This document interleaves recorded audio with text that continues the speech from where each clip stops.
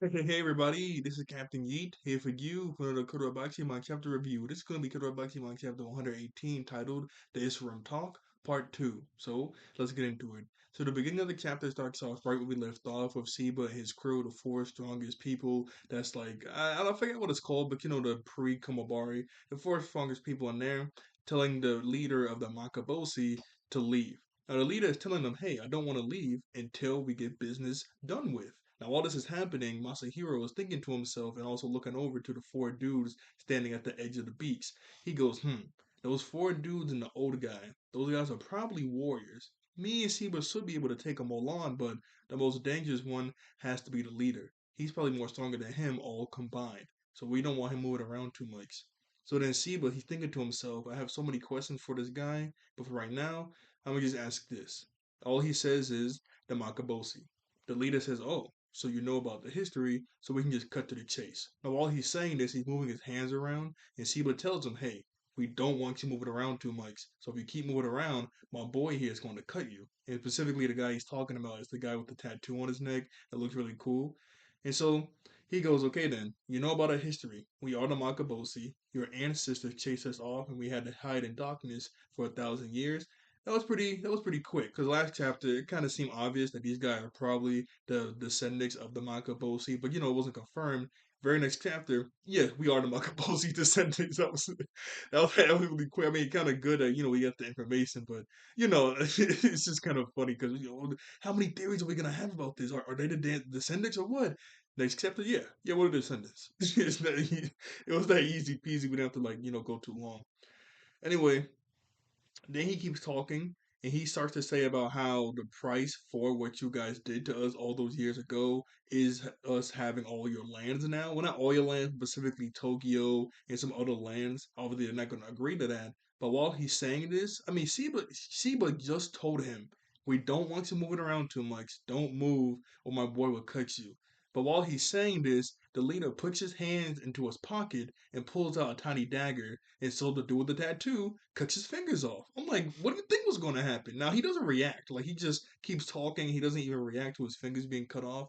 But he says, "This the Dankenseki." I've been calling it the wrong thing for the longest. I kept calling the ore that they use for the enchanted blades and everything, and what they've been mining and stuff. Dasiki. Dasiki is that move that Yahito does to empower his body so he can get extra strength, extra speed, and stuff. I've been calling it Dasiki. I haven't been calling it Daginseki. And every time I watch other people's reviews, I notice that. And I keep telling myself, okay, next week I'm going to call the or what it's supposed to be called, Daginseki, not Dasiki. But I just don't. But okay, but starting now. Starting now, I'm supposed to be calling it the right thing. Daginseki. He goes, so this ore that you call Dakaseki, we pray to it. It protects us. We coexist with it. It is our God. Now, when he says this, he clenches his fist, and then instantly, those four dudes on the beach, they jump up and attack everybody. So the dude with the tattoo, he cuts the neck of the leader. And then after he cuts the neck, one of the four warriors grabs him and throws him into the ocean and swims after him to kill him. Then another one grabs the really big guy with the beard and mustache and sends him flying across the island. Then Sheba jumps into another one, teleports him sky high, and then now there's only one person left to fight Masahiro. Now after this happened, Masahiro's like, because all of that happened really quickly. He's like, whoa, what in the world? This is crazy. He was able to send, these really strong guys flying. This could be really bad. And there's one warrior left. Well, there's the old guy and a young guy, but there's one warrior left. So he runs over to fight Masahiro. And when he runs over to fight Masahiro, we get to see what his sorcery is. His specific sorcery is to create pressure in a specific place in a specific direction. And it's represented by like these circles. So the dude runs over to him to punch him.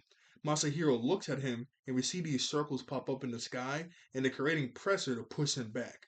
So when this is happening, he does a technique called Kera, Kira, if I'm saying that right. And when he says Kira, a little bumblebee forms and the stinger slices through the pressure thing that he made. So he has to jump up the way so he doesn't get stabbed. And obviously that bumblebee looks exactly like the bee move that Soga used to like drill into the ground. Just on a bigger scale, Well no, sorry. Soga used the bee move that this guy just used on a way bigger scale. This is more of a tiny pressurized point, but it still looks really powerful. Like it makes a huge dent in the sand. Oh, because last chapter they kept saying that they use insects for their sorcery, and we kept seeing the centipede move, like how Soga uses it. So obviously, there's been so many theories that somehow with the enchanted blade that Soga had, Roki Hero was able to get their sorcery and put it into the blade. How did he do that? I don't know. Maybe there was a traitor amongst the Makaboshi that wanted to help them out. Maybe. I don't know, but it's really interesting to see like, the same B move but on a smaller scale.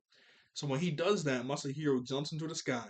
Masahiro makes a few of those little press. I thought he could only make one at a time, but no, he makes a couple of them and it's surrounding the guy's body. But he's strong enough to bust out of it, jump up in the sky with him, and punch Masahiro down to the ground. And he goes, "This is ridiculous! Superhuman speed and strength." Another bee pops up and he has to dodge it, but he's not able to dodge it all the way. It's too fast and it cuts his leg.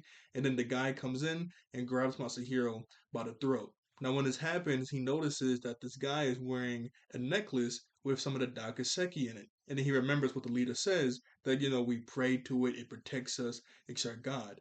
This is really bad. If people like this are on the island that can withstand the normal amount of Dakaseki inside their body, that can like do all of the stuff they're doing here, this is going to be horrible. But at least I have this. And this is a cool move. So his sword is up in the sky.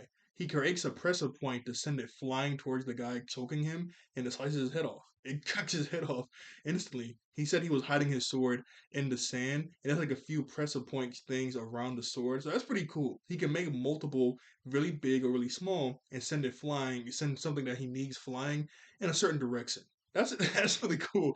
I mean, I've been saying this so many times. I really hope these four dudes, well, yeah, it's four dudes. The dude with the mustache and beard. We don't know what his sorcery is yet. The dude with the sword and the tattoo, Masahiro. I really hope they don't die, man. I mean, we haven't heard these guys at all in the main timeline, so either they just really hurt and they can't fight anymore, or maybe they died during the war, or maybe we just haven't met them yet. Like, maybe they're still alive, but we just haven't met up with them yet in current time. I hope it's that, because they're so cool. Masahiro is so cool. That was a cool movie, did. Anyway, after he's able to get back up, he's huffing and puffing, and he's thinking to himself, "So Kuko, how many people live there, and how many people are like these guys? If there's a lot of people like that that's like them, then this could be really bad." But then the dude with the tattoo on his neck, he comes out of the water, stabbing the guy that he was fighting. Masahiro goes, "Hey, you're alive." The tattoo guy goes, "Man, no more Olsen stuff. It stings the wounds." I'm like, this guy, he's really nice. The guy with the really big beard and mustache, he's walking back in. He goes, "Hey, is Siba dead?" Siba pops back up. He goes, "Nope, I'm still alive." So I don't know if he meant that as concern or he meant that because he wanted Siba to die or something. But now there's only two people left: the old man and, well, the leader. But the leader did get his neck sliced. Because at first I was thinking, did he get his neck sliced? Because I see blood on his neck. But yeah, we see his eyes and they're kind of fading out. So I was kind of surprised it was that easy, but maybe it wasn't too easy. Because after Siba says, "Okay, now we just have to deal with the old guy," it cuts over to a panel of a VSS tape. I always say it wrong, but you don't know the VSS tape, and it's called the Isram Conference Testimony. And you hear someone say, "So what happened next?" Then you see Siba getting interrogated, and he looks battered and bruised. I scrolled up the panel right before it showed this. Siba did not look like this. I mean, yeah, he has a few scrapes on him, but in the next panel, we see him like in this tape. He looks way worse. So something crazier just happened. And then the last panel is cutting back over to the flashback, and we see the dude, the leader, who got his neck cut. A bunch of his blood is like shooting up into the sky, and the dude that was here to talk to him at first is freaking out. And then that's it. It just says to be continued. We don't know what's happening now. So I'm guessing either the old guy can give him a power boost, maybe the Dakaseki healed him and he was able to get up and start fighting everybody and it hurt and maybe he killed everybody or as we saw with Siba, he got it was a tough fight when the Dakaseki healed him. Maybe the Dakaseki took him over, or maybe I know I said this last chapter too, but in the painting that we got last chapter that described the history of the Makaboshi, they didn't look like how they look now. Now that could be because it's been thousands of years, they've changed in their descendants, or maybe whenever they get seriously hurt, they can turn into that monster looking form in the painting. Now the painting might just depict a monster looking form because those guys were the bad guys. So throughout history, whenever we paint the bad guys, we have to make them look like a monster. Or maybe that's like a form they can take, or maybe that's the Dakaseki fully taking over them. Because even Master Hero said they can take a lot more Dakaseki inside their body than normally. Normally, when you take too much Dakaseki in the current timeline, you just explode and die. They are taking a lot more than what normal people can take because they've been used to it for so long. Maybe after so much, you turn into that monster form. I don't know. I guess we'll find out next chapter. But something happened on this island to make Siba look that better and bruised, have bandages. So we have to find out what. We have to really find out what exactly happened because he did not look like that in the panel right before that. Now, beside from the leader, the only person that's still left there is the old guy. Maybe the old guy is like really strong, probably, who knows? But we did see something going on with the leader with his neck, even though it got sliced. So I guess we'll find that out next week. Now, next week, I might be a little late to the chapter review. It's 50-50 on that because I'm going out of town. I'm gonna bring my computer, but depending on how my living situation is, wherever I'm at out of town, I don't know if I'll be able to record Kagurabachi, and if I do, it might not be on time. Oh, I mean, I'm usually late to these things anyway because I do them after church. I might even be even later than usual, so I don't know. So I guess we'll see next week. I guess we'll see next week.